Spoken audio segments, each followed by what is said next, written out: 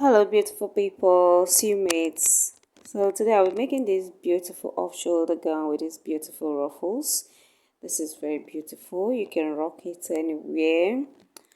So if this is what you're interested in, please kindly watch till the end. And please, as you're watching, don't forget to subscribe, like, share, and please give this video a very big thumbs up. So I used a stretchy material here so that it will give you that, figurehead shape. If you know what I mean. So without wasting time, let's get right into it. Yeah. So I have my fabric folded. My fabric is folded into two. I'll be cutting the upper part first and then the front piece here. So in order to determine what you need on fold, just divide your bust measurement or your biggest circumference from your half length, that is from your shoulder to your half length. Whatever you get should be your with sewing allowances, so that would make up for the front piece. Yeah. So I already have mine folded into two, as you can see me do. And when cutting fabrics that are stretchy, please ensure that the stretchy part is towards your body part. Yeah, you don't want it going straight down because when you after sewing it, it will look odd. So you just ensure that you always check that out before cutting. So now for my off shoulder, I minused it by 4 inches and then I got my length and then I added 1 inch sewing allowance. And then for my shoulder, I'll be dividing my shoulder measurement into two. My shoulder measurement for my client is 15 inches divided into two. That should give me 7.5. But I'll not be marking 7.5. I'll be marking 6 inches. I'll be removing 1.5 inches from that because this is an off shoulder gown, so that the shoulder will sit perfectly. By the time I had the sleeves, everything will just sit perfectly well. So the next thing I'm just trying to get right about now is the armhole. So for my armhole, I'll just be marking 8. Notice that I placed my tape 4 inches above the line of the fabric and then I marked 8 inches. So that is going to be serving as my armhole. So I'll be rolling that out as a straight line. And so automatically that is where I'll be placing my bust measurement, my bust circumference.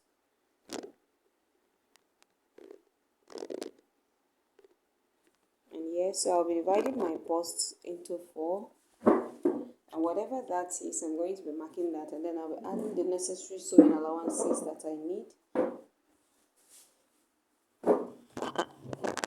So, and so from the 6 inches that I marked for my shoulder, I'll be slanting it down, or you can make it in a curvy form anyhow you want it. So I'm just going to be slanting that out to serve as my armhole. I'm sorry, I have cough. And so I'm going to be going to the waist area. I'll divide my waist measurement into 4. I'll mark that. Yeah, I'm going to be placing that on this, but if you don't want it that, it's all well and good. This is totally optional. So I'm marking 1 inch for that and then 2 inches for my sewing allowance. And then I'll connect from my bust to my waist. And we're basically through with the front piece. So for this front piece, if it were to be like the normal off-shoulder stuffs, you would want to come down and carve your neckline and all, but because of the purpose of this tutorial, this is going to be carrying a ruffles around the shoulder. I'm not going to be touching the neckline at all. I'm going to be leaving it straight as it is. So I'm just cutting this out as you see me do. And then I'll be bringing my back pieces with zipper allowance already marked out and then I'll place it on it. This is going to be serving as a template and then I'll cut out the back as well.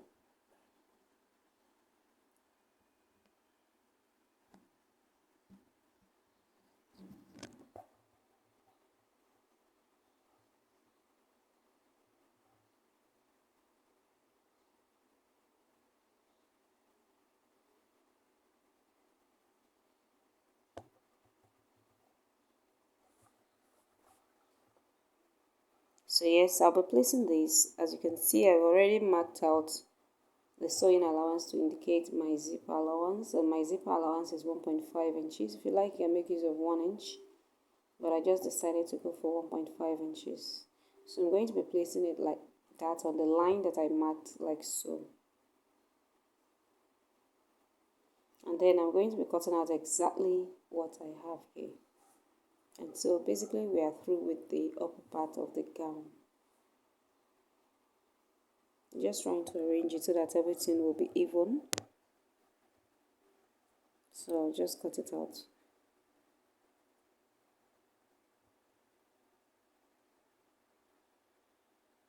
So I'll just trim off the excesses that is at the upper part, because we don't want one being longer than one. And so I'll be slitting that open to indicate my zipper area.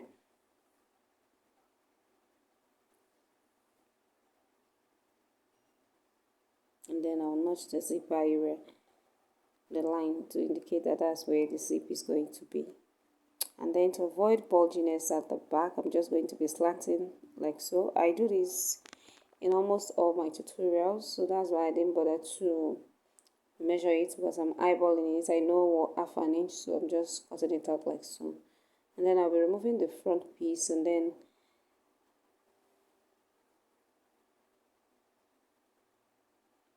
just opening it up for you to see that we are basically through. So this looks so odd somehow, but don't worry, by the time we put everything together, it's going to be coming up pretty well. So yes, this is the back pieces here.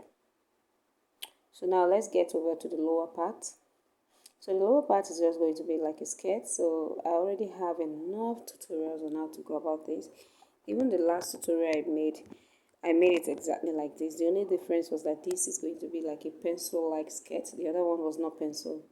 So, but if you feel that you didn't really get the detailed teaching that you want from this place, please kindly check out my tutorial on how to cut the basic skirt. It's quite easy and you would understand that. That one is more detailed. So for my waist measurement, I'm just dividing by 4. I'm adding my dart and then my sewing allowance. And then on the hip line, I came down for my hip measurements, waist to hip, that's what we call it. So before measuring your clients, you just need to get that so that you know where you are going to be marking your hip measurement. So I'm just going to be connecting my waist to my hip, as you can see me do. And then at the length of the gown, I'm not going to be taking the whole total measurement of my hip with the sewing allowance. No, I'll just be taking the exact measurement of my hip divided by 4 without allowances, and then I'll be marking it at the hem of the skirt. Sorry, my camera did not show that. So I'm just going to be taking that to the length of the skirt, and then I'm going to be connecting from my hip down to the length. Sorry, it couldn't capture it. I didn't know it was not capturing. Yeah. I initially wanted to use my pattern master to achieve that, but I saw that it didn't give me that shape that I wanted, so I had to make use of my long ruler to do that.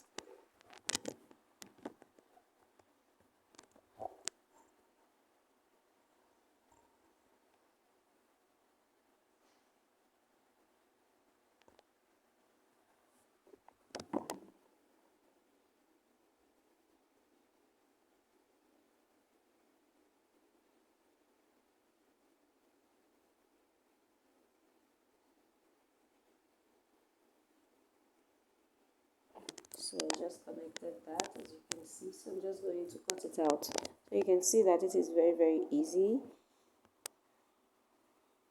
So I'm cutting it out from the hem, coming all the way up.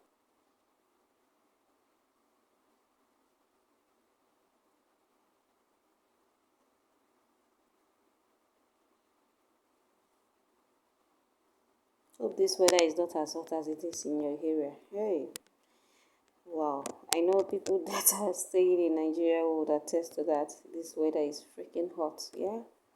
So I've cut out the front. So yeah, I'll do the front on the back just like I did the upper part. So I'm just going to be using that as a template as well. I've already marked out my zip allowance, which is 1.5 inches. So ensure that whatever allowance of zip you used at the upper part should align with that you're using for the lower part. So I'm just basically going to be cutting this out exactly as it is, only adding the zipper allowance.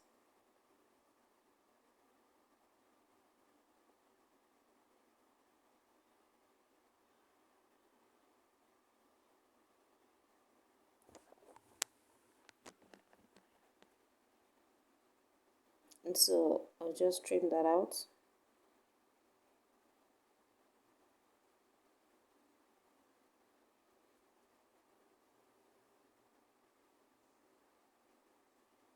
and then I'll notch the zipper allowance.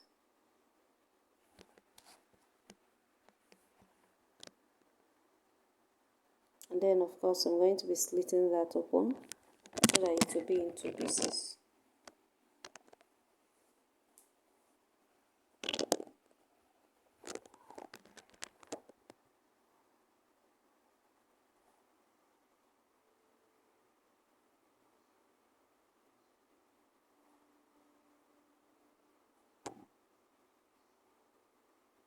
So we have our front piece and then we have our back pieces. So I'm just going to be keeping this aside. So now this style is not going to be having any lining, except you're making use of like an Ankara fabric that is African print or any other materials. But if you're making use of this simple materials like this, please, you don't need a lining. Just use a bias or you make a facing and then you turn it around. So now for this, I'm going to be making use of a bias. I don't want to use a facing because this material is stretchy. The fabric is stretchy, so I don't want to make use of that because it won't give it that what I want. So I just decided to make use of a bias. So I'm always going to be using bias to pipe the necklines. I'll do that for the front, and then of course I'll do that for the back necklines as well. So when I'm through with that, I'm just going to be coming back to show you, and then I'm going to be putting the darts, and then I'll come back to show you how it looks, or the next step to take.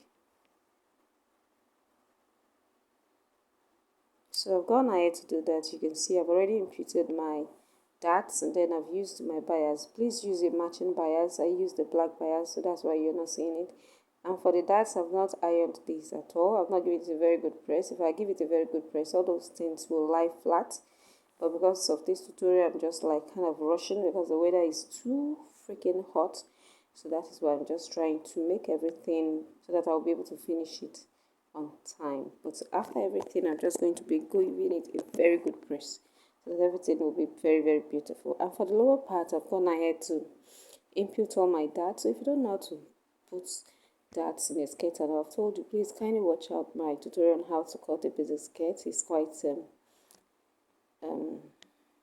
detailed so that you would understand how I did all that. Because if I say I should start explaining all this here, it will take a whole lot of time. So I'm going to be taking the half length for the front piece, and then I'll be placing it on top of the lower skirt part, front facing the front, and then I'm going to be running half an inch to join it in order to make it one piece. And I'll be pretty much doing the same thing to the back pieces. I'll take each side of the back pieces and I'm going to be replicating exactly what I did for the front. I'll be doing exactly the same thing for the back pieces as well. So I'm just going to be joining them together so that there will be one piece instead of being in pieces. I believe you understand what I'm saying. So you can see, I'm just going to be placing it like so. Just make sure that the darts are kissing each other so that everything would align. And especially for stretchy fabrics like this, when sewing it, there's a tendency that the thing might shift when you're sewing it, but please just be careful and just make sure that everything aligns. So I've gone ahead to do that. As you can see, my darts are darting. And I ran a temporary stitch to cover my zipper allowance for now because I will not be fixing my zip yet. I'll be fixing it after I must have added my ruffles around the shoulder because I wouldn't want my ruffles showing and the work not being neat. So I would want the edge of the ruffles to be inside the zipper allowance. So now I'm going to be placing the front and the back pieces together like so. I'm going to be pinning it down. I'm going to be using pin to pin them down, and then I'm going to be taking my basic bodice measurement divided into 2 just to remove all my sewing allowances, and then I'll be back to show you the next step.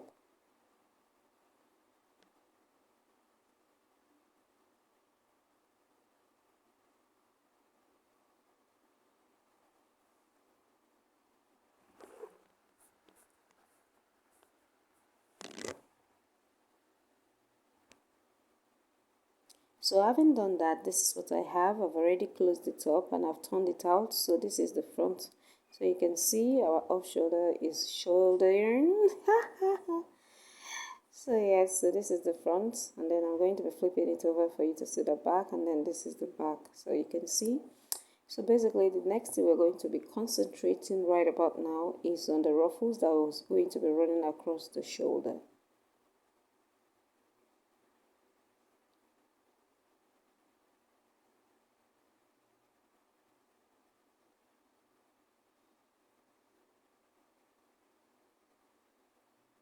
And before I can do that, I'm going to be needing a base. No, I'm going to be attaching the sleeves for the off shoulder first. So the first thing I'm going to be taking into consideration is the round shoulder measurement of my client, which was 39 inches. So I'm going to be adding 3 inches to, okay, I'm just explaining how to cut the base for the ruffles here, but I'll be explaining how to fix my sleeves later on. So let me model it up.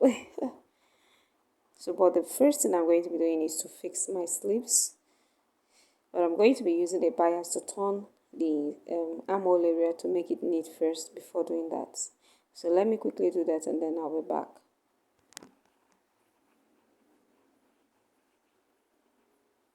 So I've used the bias to turn my armhole, and see, you can see it is looking neat now. So you need to do that so that it will not look odd. So basically the next thing I'm going to be doing now is to fix my sleeves, which I've already cut out, but I'll be explaining that right about now. So for the sleeves, what I made use of was the round shoulder of my client is supposed to be 39 inches or 40, yeah, 40 inches, yeah. So I'm just going to be measuring the front, uh, the front shoulders, and what I have there is 13 inches. So, and at the back I measured that as well, and I have 13 inches as well. So when you add 13 plus 13, that should give me 26 inches. So when you subtract 26 from 40, that should be giving me about 14 inches. So that 14 inches, now I'm going to be dividing it into 2. I believe you understand my calculation. I'll be dividing that into 2, and whatever I have is what I'll be making use for my sleeves. So I'm going to be having 3.5 here and 3.5 on the other side, so that by the time you calculate everything and join it together, you see that it will come back to be 40 inches. So that is how I got what I cut for my sleeves. And on fold I have 4 inches. So I'm going to be using half an inch to turn it out, flip it out and turn it out, and then use half an inch to join it on both sides to the sleeve of my clothes. So that is basically what I'm trying to explain here. I believe you understand me. Please, hope I'm not speaking in grammar. If you have any questions, please kindly leave it in the comment section. If you don't understand my explanation, please. So I'm just going to be going ahead to fix these, and then I'll be right back to show you the next step.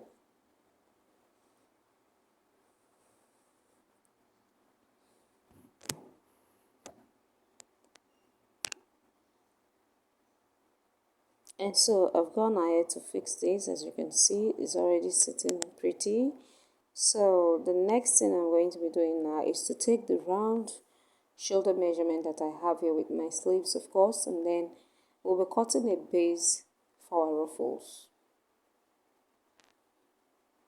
So you just take your tape measure and measure it all the way around, right from the zipper allowance. You just take the measurement of your off shoulder from the zipper allowance, you take it all the way to the other side of the zipper allowance.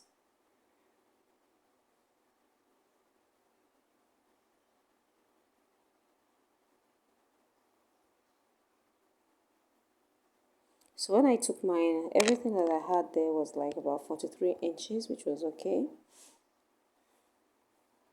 And so I'll be setting that aside, and then let's go back to the main issue at hand. So I've already cut out a long strip, and that long strip, it was not up to 43. I had to join it. Well, I had to join it because the joining would not even show, because at the end of the day I'm going to be pleating ruffles on it, so there's no love lost. So on fold I have, when you open it up, is 8.5 inches, and when it's on fold that should give us 4.5 inches, I guess, or 4 1/4.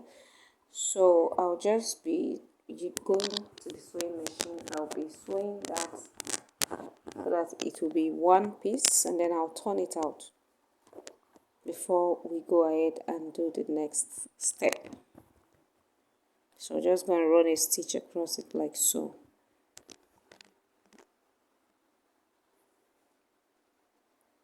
And then I'll flip it out. So having done that, this is what I have. So like I told you, this material is a stretchy fabric, so there's really no point in me going to iron, and also I didn't bother to do that. But if you're using like an akara or a cotton material, please kindly iron it very well so that it will sit properly. But because this one is not a fabric that needs to be ironed like that, so that's why I'm not bothered about it. So now the next thing I'm going to be doing is to mark out my zipper allowances on both sides of this long strip, as you can see, because I don't want to go and pleat on it, because that is going to be going in through the zipper allowance at the back. So that is what I'm marking out. I marked out 1.5 inches from there. Remember, I made use of 1.5 inches for my zipper allowance. And so on this side as well, I'm going to be marking 1.5 inches.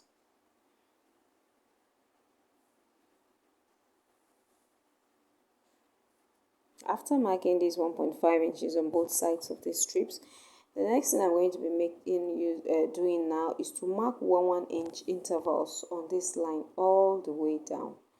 And please bear in mind, at the end of the day, I didn't really use this 1 inch because I discovered that my organza would not be enough. So I ended up using two inches interval, and it still came out. You saw it on the thumbnail, it came out beautiful. But if you feel like you have enough organza fabric, I made use of, let's say, 4 yards. Yeah, 4 yards of organza, and it gave me that. So if you want to make use of like the one that is, as you want it to be fuller than that, you can make use of 5 or 6 yards of organza fabric. So yes, I've finished marking all that, and then I've brought in my organza. For my organza, like I told you, I made use of 4 yards. So I'm going to be cutting it, and then I'll be joining it so that it will be a long strip. There's no way I can show you this because it's very long. There's no way I can show you. I'm just trying to explain it as much as I can. I just cut them out and then made it long, as in it's very long. And you know, maybe because I'm making use of a black organza and my table is black, so everything is just rhyming and all, but it's very long. So I'm going to be joining them so that the length will be very long, and then I'm going to be folding it into two, because you can't do this on a single fold. It's not possible. It won't give you the effect that you would want. So I've already gone ahead to sew it all the way. After joining it, making it long, I now folded into two, and now joined it with half an inch all the way down. So now I just want to turn it out, and then I'll show you the next step to do.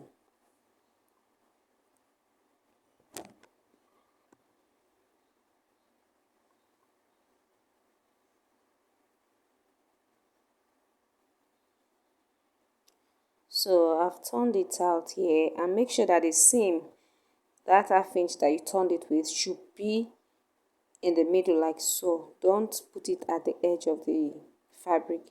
You would want to conceal this because you don't want it to show. So it should be like this. Just fold it like this and then give it a very good press.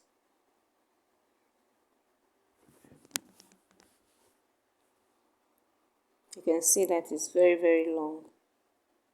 And this kind of style, please, you need patience. This is not a beginner friendly tutorial. So if you're a beginner, that means the beginner is already getting advanced before you can do this kind of stuff, because it's very tasking. So if you want to know the exact amount of lines you're going to draw, you have to count those lines. Like I counted mine and it was 43. So that means the mark you're going to be having on that organza should be 43. So whatever mark you have on this should be equivalent to what you're going to be marking on your organza. So that is why I said you need enough organza to achieve this. So I'm just going to be ruling out.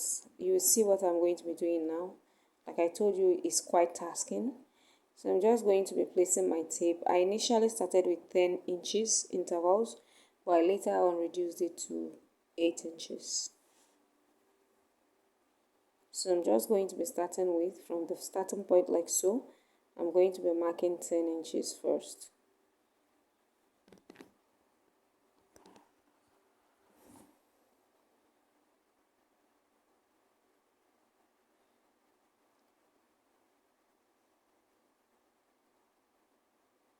So I was marking 10 inches at first, like I said, but I later reduced it to 8 inches. So on those lines that I'm marking, that is how you're going to be marking the line all the way until you exhaust the organza. So that's why I told you that this style is not child's play. It's not beginner friendly. So after running all those lines on the organza fabric, you're going to be taking that to the sewing machine, and on each line you're going to be running a gather stitch. So that is what I'm going to be doing. I can't do this while it's filming or while the camera is on. So I'm just going to be taking it off camera, and I'm going to be doing that, and I'll be back to show you what I achieved. Sorry. So after I've gone through the whole stress of that thing, this is what I came out with. You can see how long it is. It's very, very, very long. So having achieved that, the next thing we're going to be doing now is to go ahead and pleat it on these lines. So I'm going to be showing you how I'm going to be doing that. So the first one, in order for me to have a neat finishing, I'll be placing it in like that at the edge like so, and then I'll be sewing it down. So when gathering it, make sure you gather it to the length of this your strip that you have your markings on. So you're going to be sewing it first like that, and then the first line like so, you're going to be taking it up like that, and then you bring it on the line, the first 1 inch that you marked on that cloth, you place it like that, and then you run a stitch on it, and that is how you are going to be folding it like this, and you'll be sewing it on each line until you exhaust it, until the line is exhausted. So that's how you keep pleating all the way down. So let me quickly do that and I'll be back. Oh yeah, finally I'm back. But you can attest to the fact that this thing is really pretty. So you can see how it came out.